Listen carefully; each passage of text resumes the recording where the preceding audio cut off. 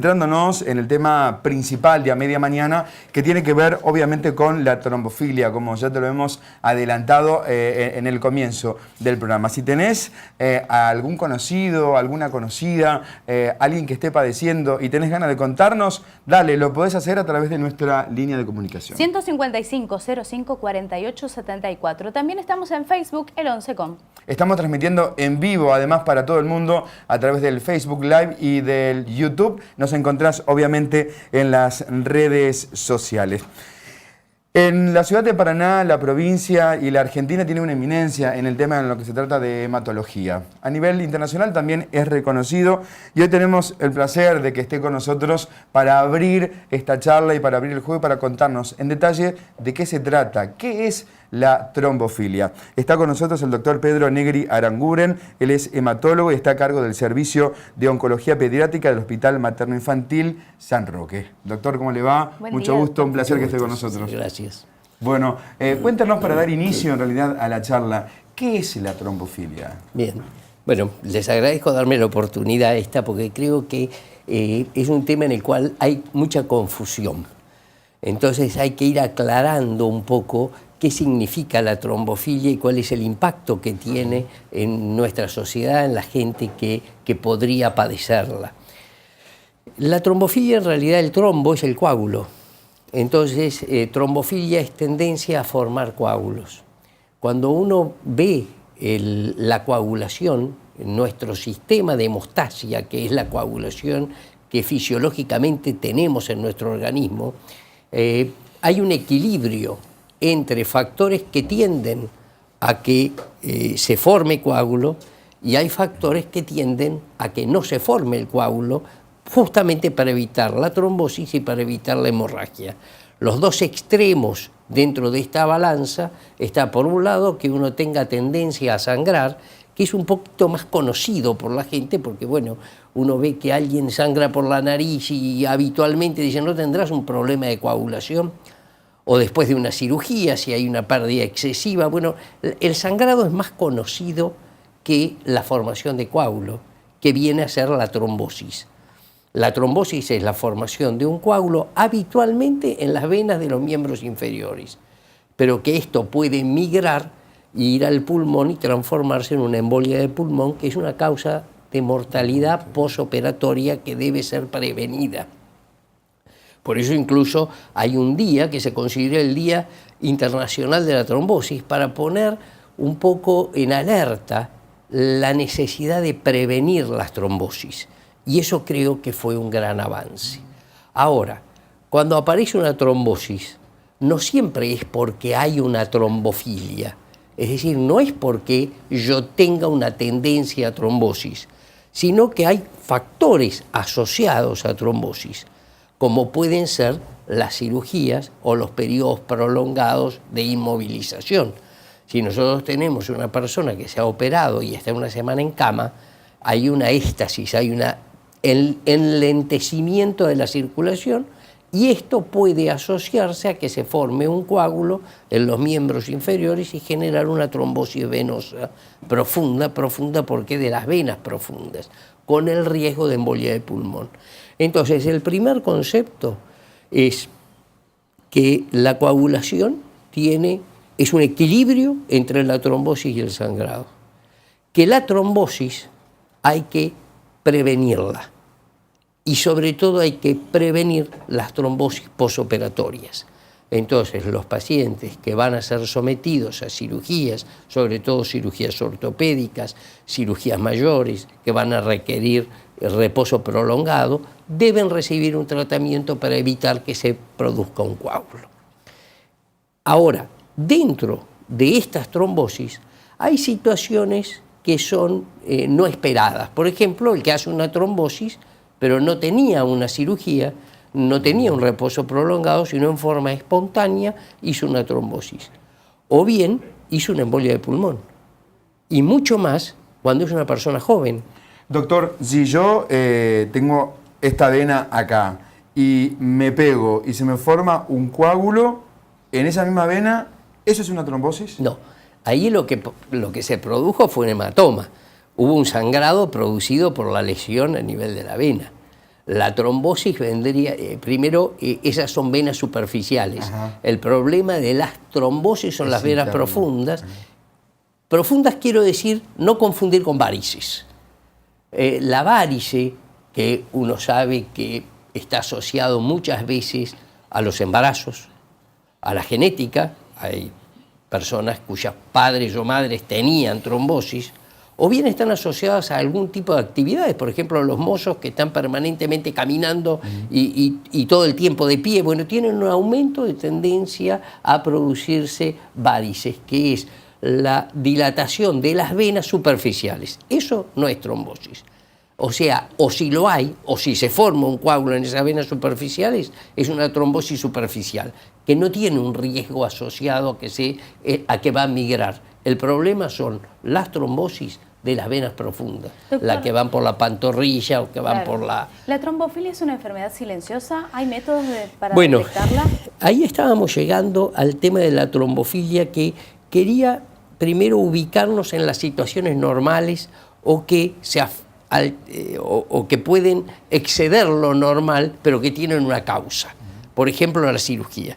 Pero cuando hay una trombosis en un chico, o hay una trombosis en una persona joven, que hace una embolia de pulmón, o que hace una trombosis profunda y no hubo una causa, en este lugar es donde uno empieza a pensar en la trombofilia. Es decir, esta persona tiene un problema con una tendencia a que se produzca un coágulo. Ahora, esa trombofilia puede ser hereditaria por alteraciones en estos factores de coagulación que normalmente deberían estar controlando la coagulación, o bien pueden ser adquiridas por algunas causas, por ejemplo, el síndrome antifosfolípido, que es un desorden inmunológico, que es el que ocasiona en la mayoría de los casos las trombofilias asociadas con embarazo. Entonces, dentro de la trombofilia hay, diría, muchas causas. Es un diagnóstico amplio la trombofilia. Tener trombofilia es como decir tener anemia o decir tener alteración de la coagulación. Estamos diciendo algo, pero en el fondo es fácil decir vamos a hacer un estudio de trombofilia. Lo que no es tan fácil es decir a quién vamos a estudiar, qué le vamos a pedir y qué vamos a hacer con esos resultados una vez que los tengamos. Y este es un poco los problemas asociados a la trombofilia. Doctor, conocemos, por lo menos a última instancia, que la trombofilia solamente es un tema que aqueja a la mujer. ¿Los hombres también la padecen? Sí, los hombres y los chicos. Por eso, el que se relacionó más con la mujer, y estamos diciendo de un total de la trombofilia, solo un pedazo, es los cuadros asociados a pérdidas de embarazos, donde la trombofilia es una de las causas. Muchas veces vienen a mi consultorio derivadas por ginecólogos, mujeres que han tenido 2 o 3 pérdidas de embarazo, y que por supuesto para ellas es sumamente angustiante. Yo siempre empiezo por decirles, miren, no esperen que yo tenga la solución a este problema, porque si bien dentro de las causas de embarazo, las alteraciones hematológicas, específicamente las alteraciones de la coagulación, pueden ser causa de pérdida de embarazo, esto es en menos del 5% de las causas de pérdida de embarazo. La mayoría de las causas de pérdida de embarazo son genéticas, o sea que están asociadas a la misma constitución genética de ese embrión. Entonces, debe hacerse el estudio en los casos que el obstetra considere que sí, porque no encuentra una explicación y forma parte del screening, del estudio de estas pérdidas de embarazo, se hace. Doctor, una mujer que perdió 3, 4 embarazos, ¿es necesario que se haga esta evaluación? ¿Es obligatorio? Yo creo que el obstetra siempre lo va a pedir. O sea, está ya dentro del panel de los diagnósticos diferenciales de pérdida de embarazo el estudio de trombofilia. Esto se hace porque no es frecuente que haya 3 o 4 pérdidas de embarazo. En realidad hay incluso una guía internacional que está asociada a las pérdidas de embarazo asociadas a trombofilia, en el cual dice que debe estudiarse cuando ha habido 2 o 3 pérdidas de embarazo tempranas, menos de 10 semanas, o un caso de muerte fetal en el último trimestre del embarazo. Pero la razón de esto es importante. La razón es porque lo que se produce es una alteración de la coagulación, que se tapan los pequeños vasos placentarios y entonces produce isquemia, falta de oxigenación y la muerte fetal o la pérdida del embarazo. Y doctor, mi pregunta apunta a la edad. ¿Qué tan importante es la edad y la fertilización? Bueno, el tema es, dentro de la trombofilia no hay edad, porque la trombofilia incluso se puede dar en chicos, se puede dar en adultos y puede ser varones o mujeres. El problema es la capacidad reproductiva de una mujer, que su fertilidad es mayor a partir de su primera menstruación, su menarca, y va a ir reduciendo a medida que van pasando los años su capacidad de fertilidad o su fertilidad. Por eso creo que es un problema que me han comentado los colegas que trabajan en reproducción, que el hecho de que las mujeres empiezan a la búsqueda de hijos en edad avanzada, que si son muy jóvenes, a los 35 años son muy jóvenes, claro, pero desde el punto de vista de su fertilidad es menor que a los 20.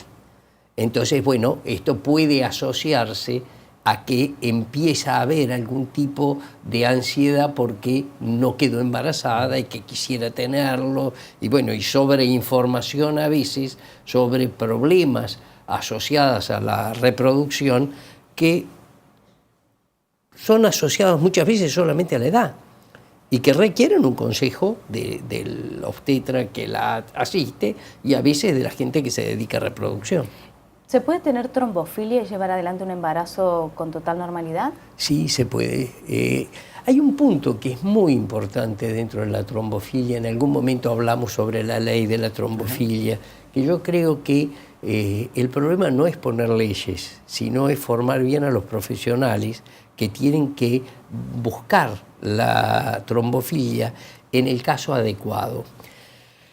Y esto está pasando en toda la medicina, o sea, cada vez tenemos más acceso a los laboratorios, a los análisis, todos se hacen análisis a lo mejor 2 veces al año, se hacen radiografías, las tomografías se aumentaron mucho, y entonces empezamos a encontrar algunos signos, algunos valores que no están de acuerdo a lo normal, pero el paciente no manifestó ninguna enfermedad, en realidad se hizo un chequeo.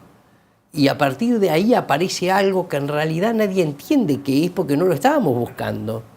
No es lo mismo cuando existe un síntoma y uno va a ir a buscar cuál es el problema que puede estar asociado y dando origen a ese síntoma, que empezar a hacer estudios, que a todos les hagamos estudios y que nos empezamos a encontrar con cosas que no sabemos qué es y entramos en la máquina de los estudios sin interpretar bien qué era lo que estábamos buscando.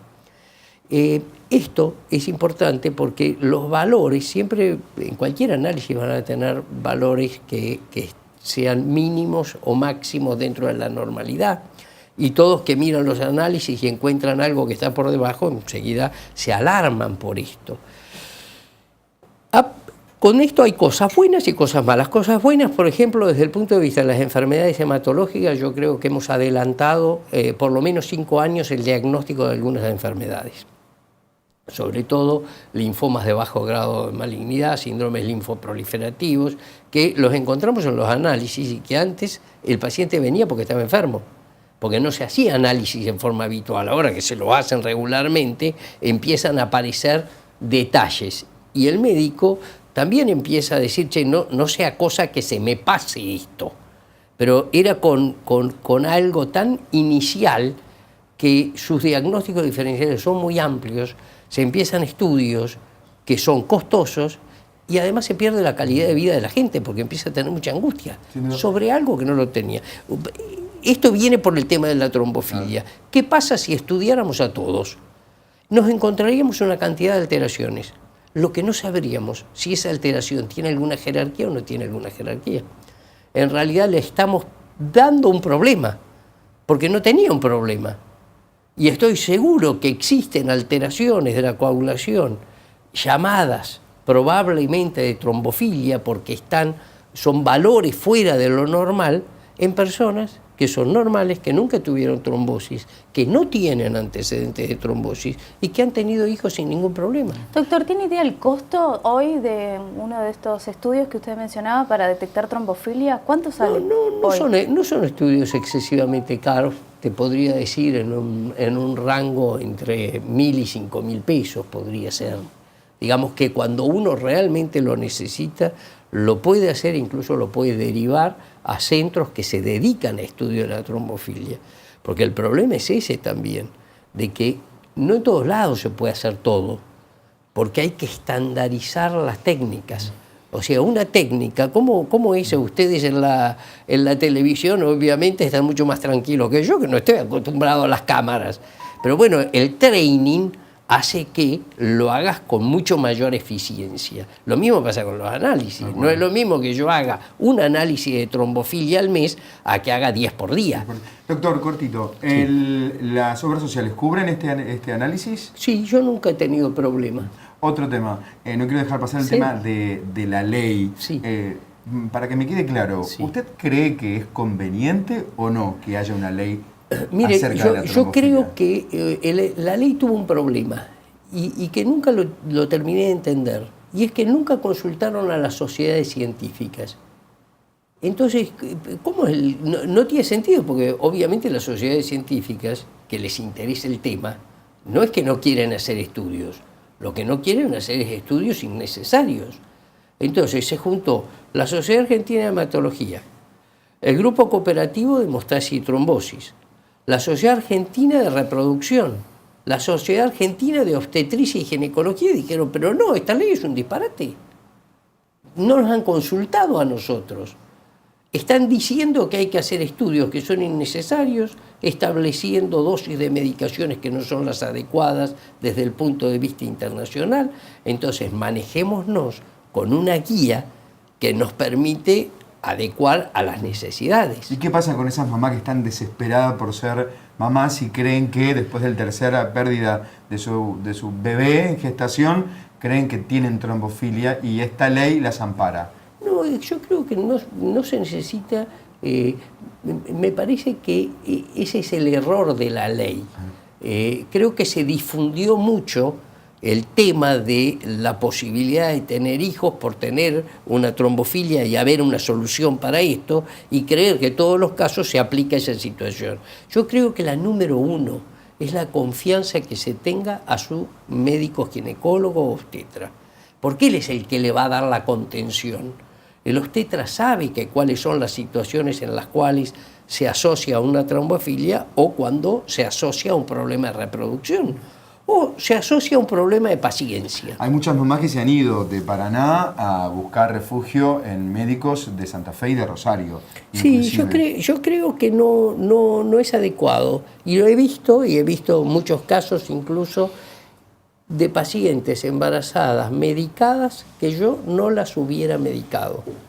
Pero el problema es cuando viene una paciente que ya le dieron la heparina, porque un poco la droga mágica fue la heparina, las heparinas de bajo peso molecular, que su utilidad es anticoagulante. O sea, una heparina es un anticoagulante. Cuando nosotros hablábamos de la trombosis, porque siempre tenemos que ir a esto, ¿no? A la enfermedad del coágulo, de formar coágulos. Entonces, cuando hay una trombosis, ¿qué le damos? Heparina, porque es un anticoagulante rápido. Después la heparina tuvo modificaciones en su estructura y se generaron las heparinas de bajo peso molecular que ya podían darse en forma subcutánea.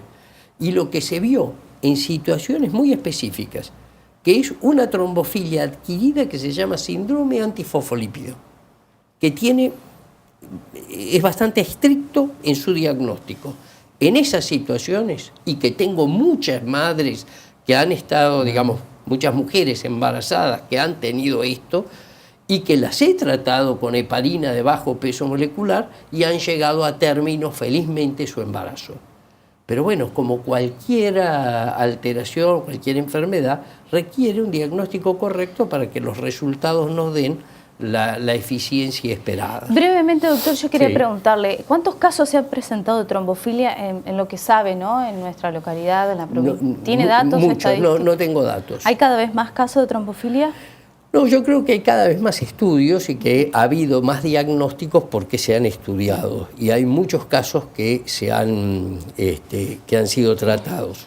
Ahora, muchos más los que no han sido tratados. O sea, si nosotros tomamos la cantidad de estudios, cuáles llegaron a un resultado positivo, son muy pocos. Buen día, chicos. Qué buen tema el de hoy. Tuve preeclampsia seguida de HELP y me atendió el doctor Negri, excelente profesional. Soy Rosa, dice que explique el doctor cómo afecta el síndrome de HELP en el cuerpo de una mujer y si se relaciona con la trombofilia. Bien, bueno, el síndrome de HELP, como dice Rosa, es una situación de altísimo riesgo del último trimestre del embarazo que se va a asociar con alteración de la función del hígado, con alteraciones de la coagulación, porque en realidad se producen pequeños coágulos que van a afectar los pequeños vasos a nivel hepático, a nivel de producir hipertensión, de que bajen las plaquetas, y eso genera una situación de riesgo que debe interrumpirse el embarazo, como es en el último trimestre, habitualmente se hace una cesárea y el bebé nace bien y protegemos a la madre y al bebé. Y a veces las trombofilias pueden asociarse a eso. Hay miles de preguntas, Sí, doctor, que por supuesto. ojalá algún Por día supuesto. pueda venir y estar más tiempo con nosotros. ¿Le han hecho algún homenaje? ¿Algún niño ha nacido y le han puesto su nombre? No, que No, yo sepa que sepa no. No, que yo sepa no. Bueno, seguramente alguno debe estar por venir. Doctor, le queremos agradecer, en serio, ha sido muy amable, muy gentil en estar con nosotros y en contarnos, bueno, más detalles acerca de la trombofilia para desarnarnos un poco más. Bueno, muchas gracias por la invitación, porque creo que lo que hacen es de mucha utilidad para toda esta gente que tiene muchas dudas, y la duda en general es la que va generando esta sensación de que me voy a otro lado porque acá no lo resuelven. Lo que les puedo decir con toda tranquilidad, que acá eso se resuelve todo. A usted, más allá de su consultorio privado, lo encuentran en el Hospital San Por Pedro, ¿no? supuesto.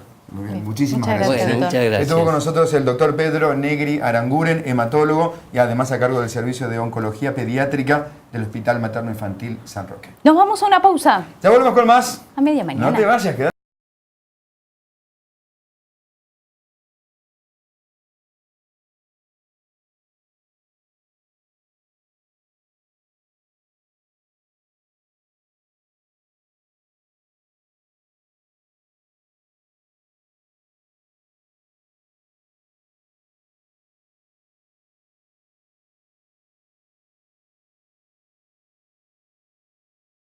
Ok.